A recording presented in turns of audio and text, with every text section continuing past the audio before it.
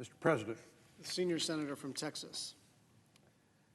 Mr. President, 15 years ago, an environmental group called the Clean Sky Coalition launched an ad campaign targeting coal.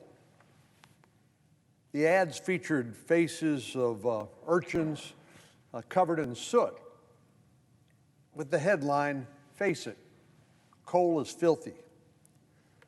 Of the many controversial ad campaigns we've seen over the years, this doesn't seem particularly noteworthy, but these ads at the time sparked so much outrage that they were eventually pulled. You might wonder why. An environmental group attacking coal is hardly front-page news. Why was this ad campaign different? This wasn't a matter of what was being said, Mr. President. It was a matter of who was saying it and why. It quickly came to light that the group behind the ad was only about 2 weeks old, and the entire pro-environment effort was sponsored by a natural gas company seeking market share over coal. As they say, politics makes for strange bedfellows. In this case, environmentalists and natural gas companies were both anti-coal, though for very different reasons. Knowing that the American people wouldn't respond to the argument that coal is bad because it means less business for the gas companies, this particular company found a deceptive and manipulative way to help shape public opinion. Today, we're seeing a similar push, but with much greater reach and far higher stakes.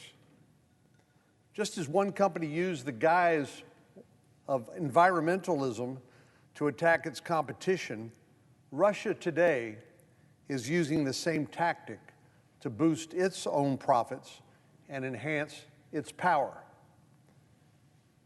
The Office of Director of National Intelligence released a report in 2017 outlining some of Russia's disinformation campaign on everything from U.S. elections to U.S. energy policy. Of course, one of the Kremlin's favorite tools is this intentional propaganda outlet known as RT, formerly known as Russia Today. According to the report, RT ran anti-fracking programming in the United States that highlighted environmental and public health concerns. That's right, the propaganda arm of the Russian Federation, RT, was running anti-fracking programming in the United States. And you might ask yourself, for what purpose? Well, the Director of National Intelligence report in 2017 said this is likely reflective of the Russian government's concern about the impact of fracking, which is a device to release natural gas from shale. The report said this is likely reflective of the Russian government's concern about the impact of fracking and U.S. natural gas production on the global energy market and the potential challenges to Gazprom's profitability. Gazprom, of course, being the Russian Federation's energy company. In short, all of this propaganda on Russia Today was and the opposition to fracking that they were encouraging would be good for the sale of Russian gas as opposed to natural gas produced here in the United States. Russia can't seem to dominate the global energy market on its own, so it tries to take down the competition. And it's not just a matter of dollars and cents. It's a matter of geopolitical power. This isn't a far-fetched conspiracy theory that was crafted to combat the Green New Deal. As I said, it comes from an unclassified report from the Director of National Intelligence Office 5 years ago, 2017. And knowledge of this practice likely predates that report by a number of years.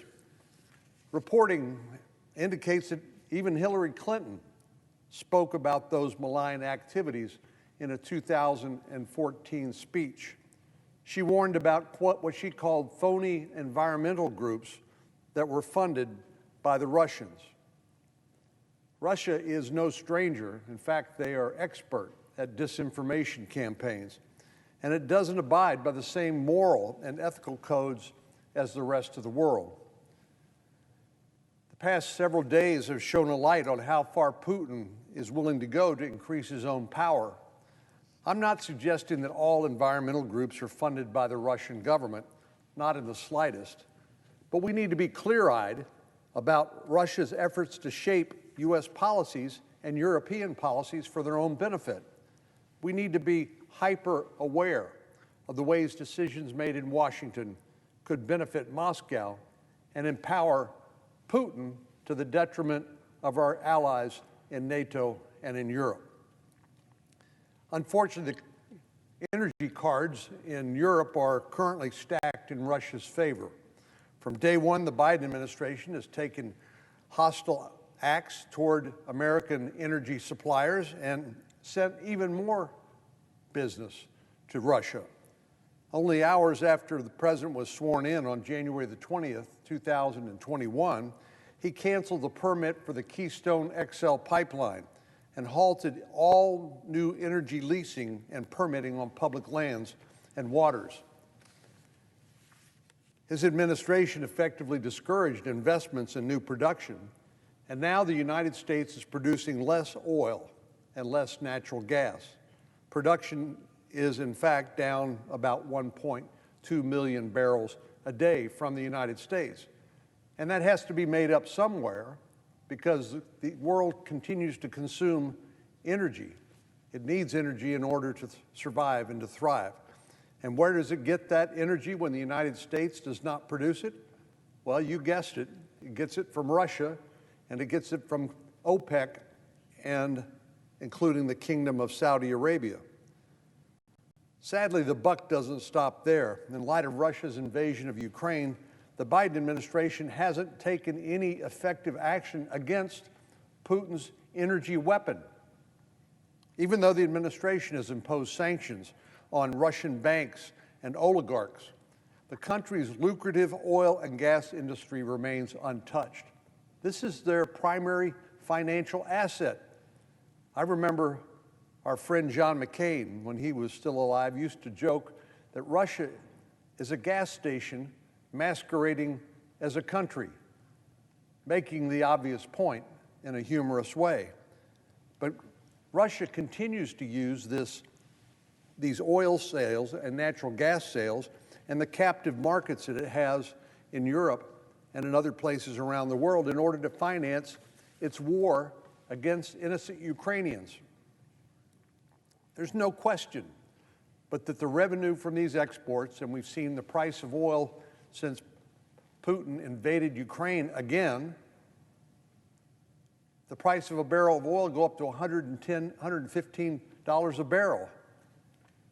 And it's no question that he's using the revenue derived from the sale of that $115 barrel oil to kill innocent Ukrainians and to violate their sovereignty and to commit war crimes. We simply cannot continue to supply Russia with the blood money it needs to carry out its nefarious actions. I'm proud to co-sponsor legislation that was introduced by our friend from Kansas, Senator Marshall, to ban the purchase of Russian oil in the United States. We have the great fortune of living in a resource-rich country, and there's no reason we should be importing Russian oil, now more than ever. The president has said he does not want to target Russian oil and gas because of the impact it will have on prices here at home. Well, we already know that because of inflation, because of shoveling money out of Washington, D.C., out into the great American economy, inflation has already caused prices at the pump and prices in the grocery stores to rise. Given the fact that gas prices have already risen 40% since President Biden took office, I understand his concerns, but that doesn't mean Russia should get a free pass. Rather than identify ways to offset global demand for Russian energy, President Biden is inadvertently playing into Putin's hand. He's not calling for any more American-made oil and gas. He's calling for less. Tuesday evening, President Biden said he wants to double America's clean energy production, including sources like wind and solar. I want to be clear, I support an all-of-the-above energy policy. As I've said time and time again, Texas produces more energy from wind than any other state in the country, and it's an important part of our energy mix. Every day, though, Texas is also making serious strides in energy innovation, and this is the way to solve the problem. It's to innovate, not to regulate, not to tax, not to punish, but to innovate. And we need to continue to find ways to innovate cleaner sorts of energy as we eventually transition, as we must at some point in the future, maybe decades from now, from petroleum-based products to some other source of energy. I believe we need to continue to encourage more innovation and diversification of our energy sources. But the fact remains today that renewables are not close to being able to supply the energy needs that our country demands. As it stands today, renewables, solar, wind, comprise less than 20% of our electricity generation. We know the sun doesn't always shine and the wind doesn't always blow.